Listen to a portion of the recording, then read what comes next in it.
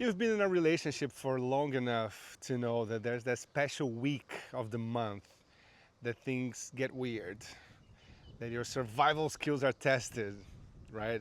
That your sanity and your peace is in check. And that's when your wife is having her period, right? Let's face it, this is something that we cannot understand fully, but with time, we we know that we need to do something different. We need to do some things so we don't get crazy and then we still have a marriage, because those are jeopardizing situations. So here are 5 tips so you can navigate that period of the month, so help you keep you sane, keep you at peace, and keep you connected when that happens. So number one, first thing you need to do is read the signs, man. You should be able by now to understand when the mood starts to shift, that she's a little bit too edgy. Well, if you have a connection with your wife, that is, right? If you talk to her on a regular basis, if you share with her, stuff, and then you see how they behave around the kids, around the house, you say, man, something is a little bit off. So then you understand that it's about to be there, or if it's there already, right? A little bit emotional, but a little bit edgy. So you should be able to catch those signs, and that will give you an advantage already, just by understanding the signs, so that you can take action. And the first action that I found out really powerful is to give her space. At least I tend to try to mitigate all the things that are not ideal. So I said, no, no, let's work it out.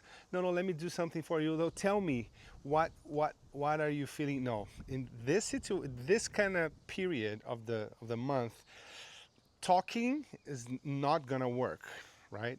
So one thing you need to do, give her space. Give her space as much as you can. Leave. Don't say, okay, I'm leaving, just because I'm like storming out. No, nothing like that. Just find stuff to do outside your house. Go and, visit a friend, or go do your work, or have to, do some extra work, extra hours. Take your kids out. Oh, that's great. Also, just leave her alone whenever you can. That is powerful. So, yeah, give her space. Number two, that actually should be number one, which actually is number three by now anyway. It's say yes more often. That's not the right time to be having arguments, to make your points go through. So that is a time for you to give her space, stand back and say, yeah, you're right. And then on the top, in the back of your head, you're thinking, man, I'll go back to that later. Take notes. Sometimes it's if that's something that's really you felt that's really important that you need to touch in the future, yeah, take notes, and then at a different time you can go and address that. But when she's going through that week, just say yes. Say yes more often. Just save your arguments for a different opportunity. Just don't do it right then.